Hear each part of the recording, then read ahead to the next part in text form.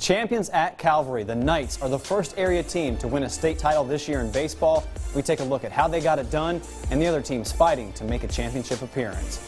Plus, the men's tennis team at Columbus State was going for history yesterday in the national championship. The Lions make a roaring comeback, and the boys soccer team at Auburn captures history. It's all on The Last Call, and it starts right now.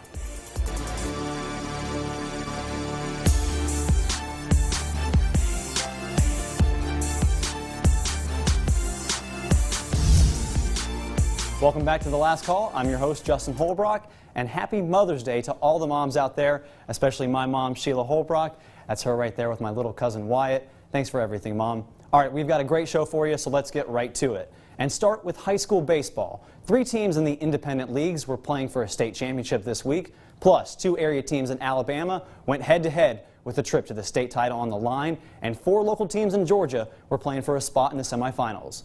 Let's run it back. No boys varsity team at Calvary Christian has ever won a state title.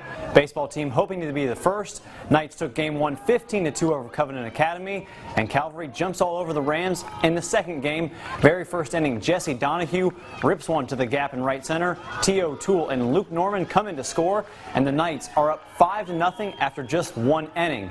Top of the third now, it's 5-1 Calvary. Hunter Qualls is going to get this one over the center fielder's head. Adam McCormick scores from second, and the Knights once again going for that first ever title in baseball and boys varsity history. Doing a good job so far. Calvary goes up 9-3, but then give up 5 runs. Bottom of the 6th, 1 out, runner on third, and Seth Christie grounds out. But it brings home the game-tying run 9-9. Despite losing the lead, Calvary fought back and answers in the 7th. Stephen Smith, deep center, ball bounces over the wall, scoring 2 runs, and the Knights retake the lead 11-9. They add 4 more runs that inning. The team is fired up, and they should be, because they're on their way to winning the whole thing. Freshman Nick Morgan, who started and won game 1, gets a ground out to give Calvary its first ever title in baseball history and boys varsity history. It's huge. I mean, it's something that we've been working for the last 5 years. We've put a lot of time and effort, and that's been our focus from the first day. Was we wanted to bring a state championship to Calvary. A very, very young team, 1 senior, and them really just pushing through and finishing up the season was unbelievable. You know, it's just being the first of anything just kind of, you know, gets you emotional, of course, but then sometimes when you just look at your upperclassmen and say, hey man, I did this for you, and you see them in tears, it kind of gets to you too much, and you just can't really help it, and you know, embracing your coaches, your family, and all that good stuff. It's just a great time. Awesome moment for that team. Nick Morgan won 5 of their 6 playoff games. Again, he's only a freshman, and like Coach said, they only have 1 senior, so big things to look forward to for them in the future. Over to Alabama 7A semifinals, and my man was putting in the hard work with a big smile on his face. They definitely start him young out in Auburn. The bat might weigh as much as he does. Gets a lot of love from the guys afterwards, a pat on the head. All right, no score in the first inning, and Jackson Arnold up at the plate. It goes down the third base line. That's going to bring in Garrett Morris, and the Tigers go up 1-0. Game 1 was low scoring. It was 2-1, but game 2 was the exact opposite. Next batter, Ryan Lambert into the gap in left center, and Jackson Arnold comes in to score. We're still in the first inning when Jake Waters does this. Right back up the middle, and come on down Ryan Lambert. Tigers go up 3-0, still in that first inning. Next inning, more of the same from Auburn. Jackson Arnold once again, this time into the gap in left center, brings in Kyle Trimble and Garrett Morris 5-0 after just 2 innings of play. That was more than enough run support for Brooks Fuller, who's committed to Auburn University. He went 6 innings, 9 strikeouts, and Auburn is headed back to the state championship for the 3rd time in a row. They're going to take on Hewitt-Trussville in Montgomery next Friday at 7 Eastern. Over to Callaway, where there's game 3 between Callaway and Thomasville, but Thomasville was the home team, even though Callaway was at their school. All right, runners on the corners for the Bulldogs, 1 out. Parker Zolt hits a grounder to short. Out at second, but he beats the throw. Thomasville strikes first. But then Walt Stewart would settle down, gets out of the inning with the strikeout right there. Bottom of the first now. Cavaliers have the bases loaded with 1 out. Huge chance, but Jabari Smith grounds into the double play, so no runs for Callaway. That is until now. Braylon Mitchell has been clutch in the playoffs all year long, and he comes up big once again. Rips it to left, over the outfielder's head. That brings home Trent Shepard to score, and the game is even at 1 apiece. St. Manning Wesley Marchman is one of Callaway's best pitchers, but he was getting it done at the plate. The Bulldogs intentionally walked a batter just to get to Marchman, and he makes them pay. Single goes down the line and brings Mitchell home to score 2-1 Cavs. They would score 7 more and win 9-6 to advance to the semifinals for the second time in school history and first time in 10 years. More championship action. Glenwood Gators chomping at the bit for a third straight state title, taking on Pike Liberal Arts in Montgomery on Wednesday. Glenwood lost game 1. And top of the second, no score. Andrew Tillery at the plate, Bryce Valero hustling around. Runner comes in from second, 1-0 Glenwood. Good start in the game, 2. Bottom of the fourth, Glenwood down 4-1. Grounded to Bryce Newman to Liam Carbone. They get a double play. And the Pike Patriots adding to their lead in the bottom of the fifth. Slade James is on the mound for the Gators. And at the plate, it's Max Copeland. He ropes one into center field. It falls right in front of Nick Renfro. And the runner hustles in to score. Things not looking good for Glenwood in their third straight state title. Trevor Barron at the plate in the 6th inning drives in Renfro again, and that would be it for the Gators, who lose in the championship. I'm very proud. I mean, we lost 13 seniors last year, and for these kids to win, almost 40 games, and against really good competition. I mean, like I told the other guy, I mean, there's teams that we beat are still in the GHSA playoffs and the FHSA playoff, so they've had a really good year. It just, we came up short, and that's what life's about, is learning how to deal with that failure. Glenwood finishes with 39 wins. First time Tim Fanning has lost in the championship as the Gators head coach. And finally, more AISA action for the championship. Chambers Academy hoping for a better result. First time in the title since 1999. Rebels lost game 1 2-1 to Eastwood Christian. Game 2, Peyton Allen, the freshman, nice play at shortstop for the Rebels. Gets it to Luke Davis and they make the tag. Chambers keeps the run from scoring. They go to work at the plate. Jordan Gillespie drives one to right center. Weird moment here. The right fielder tries to flip it to the center fielder. It doesn't go as planned, and the runner's going to come in to score. Luke Davis hustles, and he gets the run from first. But down to their last out, it's Peyton Allen who grounds out, and Chambers Academy, just like Glenwood, falls in the state championship.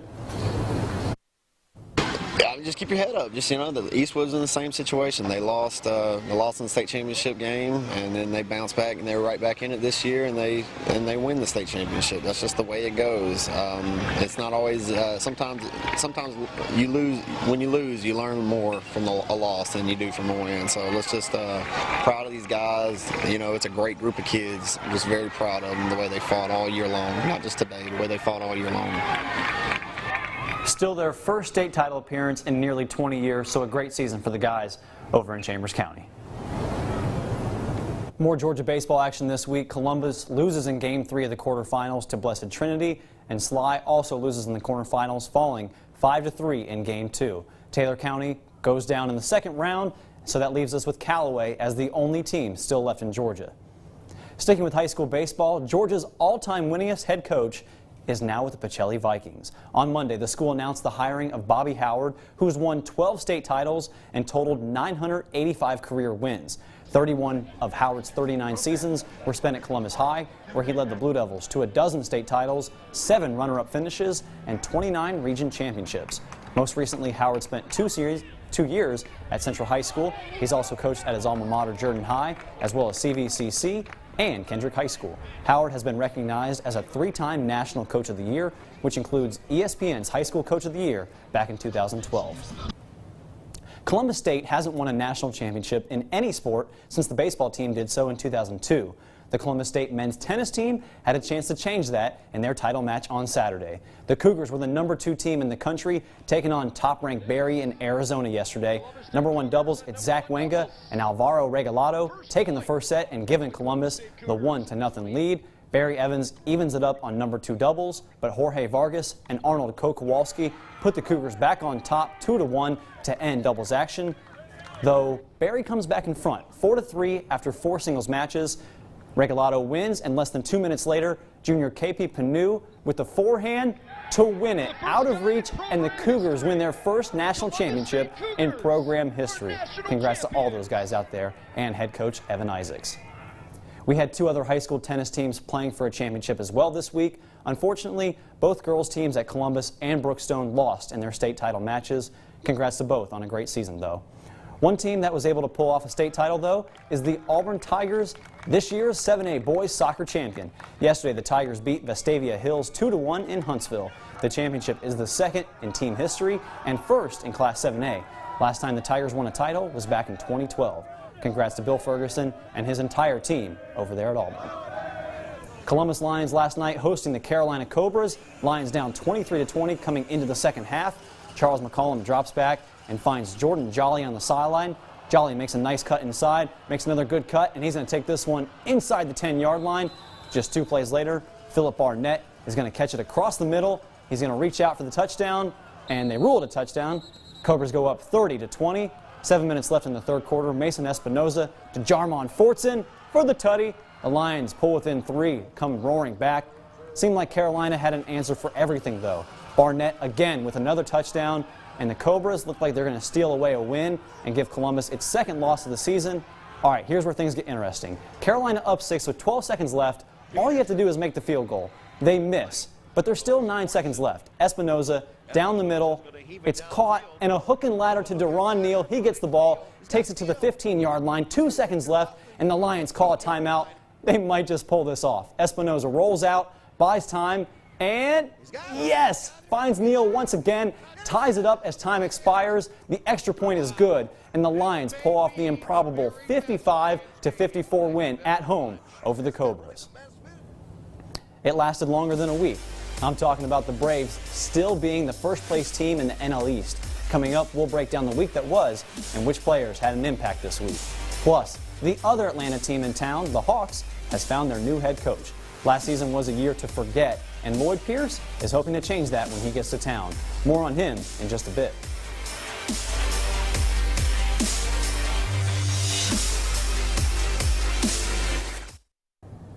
It's the middle of May, and the Braves are still in first place. Atlanta took both games against the Tampa Bay Rays and stayed in Florida for a 4-game set with the Marlins.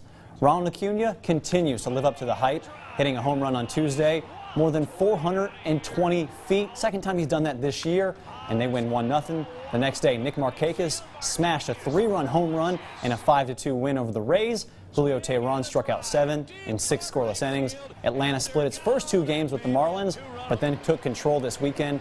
Bravo scored 10, including 4 home runs on Saturday. And finally, today, Ender Inciarte just hit that 2-run home run, his second of the series, while Sean Newcomb threw his second scoreless game this week as the Braves held off the Fish 4-3 today, and they still lead the NL East over the Phillies and the Nationals. Sticking with Atlanta news, the Hawks have their new head coach. On Friday, the team announced the hiring of Lloyd Pierce, who was an assistant with the Philadelphia 76ers. Before his time with the Sixers, Pierce was an assistant for 11 years with the Cavaliers, Warriors, and Grizzlies. After their worst season in 13 years, the Hawks have agreed to part ways with Mike Budenholzer back on April 25th. Still to come on the last call, the SEC softball tournament has come and gone. We'll show you who won it all, where the teams are seeded in the NCAA tournament, and which baseball teams helped and hurt their chances of making the baseball tournament. It's coming up. The NCAA softball tournament is all set. Georgia, Auburn, and Alabama all made the cut, but Florida won the week. The Gators won the SEC tournament yesterday over South Carolina, and they got a great spot as the #1 team in the Gainesville Regional. Georgia is a #1 seed as well in the Athens Regional, Alabama a #1 seed in the Tuscaloosa Regional, and Auburn a 2 seed in the Tallahassee Regional. This weekend in Oxford, the #17 Auburn Tigers were swept by the Rebels, giving up 23 runs in the 3-game series, moving Auburn below 500 in the conference. #16 Georgia has been pretty consistent all year long. They took on Florida this weekend, #1 team in the country. Dogs lost the first 2, but won today, 4-1, and have one more weekend left in the regular season. All right, let's go over to Picks of the Week with Jack and Brendan. Welcome back to Picks of the Week. I'm joined by Sports Director Brendan Robertson, and as always, Jack Patterson. Guys, we're talking NASCAR this week. Connor usually does that pick. This week, we're all going to do it. We've got the All-Star race. Jack, who are you taking? I am taking 2 of the hottest drivers in the series, Kyle Busch and Kevin Harvick. I like Kevin Harvick as well, and I'm also going to do Joey Logano. Won a couple weeks ago, so I like his odds. Brendan? Wrote it down, Jack. Kevin Harvick and Kurt Busch. Not very interesting, but you're right. They're two of the hottest drivers out there right now. Except you took Kyle's brother, that's all.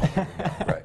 Fair enough. All right, we're also doing the Warriors versus the Rockets, but only game one. Who you got in that game? Just game one, I'll take the Warriors. Yeah, I'm going to go with Golden State, and I think they'd probably take the series in 5, but that's not my personal pick. We'll get there, yeah. Jack. They're at home, Clutch City. Give me the Rockets. Oh, okay. We'll see. All right, we're doing personal picks. Brendan, I'll let you go first. Sticking with hockey, true Canadian roots, I think I'm going to go out on a limb and say Jets, Caps, going to meet in the Stanley Cup. So got Winnipeg winning their series, got Washington winning theirs. We'll see. I'm going to do a series 2. I'm going to stick with the Cavaliers. They've been good to me so far. I'm going to take them over the Celtics. Jack, what are you thinking? I'm still mad at you for jinxing the Preds in Game 7. Couldn't get over it. I'm still mad at you for that. Going back to the pitch, Atlanta United, they're the hottest thing smoking. Despite that loss to Sporting Kansas City, they will go and beat the New York Red Bulls. Cool. All right, we also have our producer, Connor Hackling, and his picks. Yeah, Justin, he's got Kyle Busch and Denny Hamlin for the NASCAR All-Star race over in Charlotte. He's taking Golden State, so I'm all alone on that one. And then in boxing, he is taking Andrew Maloney over Richard Claveras, I hope I'm saying that right, for the WBA Oceania Super Flyweight title in Australia. Good grief. A little Google on that one from Connor Hackling. I have no idea where that's at. I know that's in Australia, that's about it. I never heard of this. You could have convinced me that's how you say their names. I have no clue. I have no clue. And I consider myself a sports aficionado. I have no clue. He apparently is, because he's in first right now, somehow from last to first. We'll see how long he lasts. Start from the bottom, now we're here. Wow. All right, that's it for Picks of the Week. All right, Players' Championship. Tiger Woods, birdie putt on 5, 11 under. At one point, he was tied for second at 14 under. Still a good tournament for him. Webb Simpson entered the day at 19 under with no other golfer even close to his lead. He gets a birdie putt on 7 to go 20 under, and he would just dominate this entire tournament. Jason Day tied for 5th at the end of the tournament, and a great moment here in the final round. Nails this chip from the beach on 9 for an eagle. And then it's Simpson just dominating the tournament. Finishes on 18 at 18 under for his second major championship. The first came in 2012 at the U.S. Open.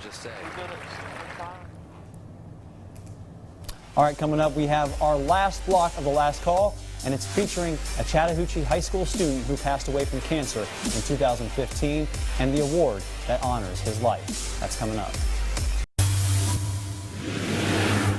A brand new award honoring a late Chattahoochee County High School student saw its first ever recipient on Monday. The BB3 award was created by head track coach Winston Johnson in honor of 18-year-old Brandon Barrage, who passed away from bone cancer in 2015. The award is meant to honor a Chatco student that represents everything that Brandon stood for when he was alive: hardworking, dedicated, and a strong leader for teammates. The person to earn this honor, which is even more valuable than the MVP award, was sophomore Jay Evans. I didn't think I deserved it, honestly, just because he was such a great person. I don't see how anybody could be able to emulate him. You know, it's very humbling, and throughout my life, I will always remember this moment, and I'll always try to carry myself like Brandon did.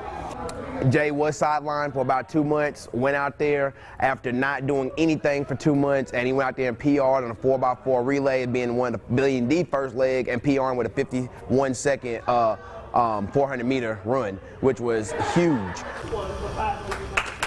Evans is such a well-spoken young man for only being a sophomore. Barrage's parents also attended the ceremony and had a not-so-little surprise in store for Jay. Ivory and Kathy Barrage started a scholarship foundation to go along with the award and presented the very large check to Jay. The Barrages say they will continue to give the award and the scholarship to honor their son. All right, to NASCAR. Kevin Harvick earned his 5th series victory of the season and leads the entire thing, and did so in dramatic fashion on Saturday, passing Martin Truex with 2 laps to go. Harvick is the first NASCAR driver to win 5 of his first 12 races since 1997. The drama came with 31 laps to go when Alex Bowman and Daniel Suarez crashed with sparks flying. Then, 21 laps to go, Kyle Larson and Ryan Blandley got a little too close, and they caused a caution. And 7 laps later, William Bryan gets aggressive, and he and Clint Boyer spin out. His car catches on fire. That leaves an opening for Harvick, who now has 42 career wins and 5 this season.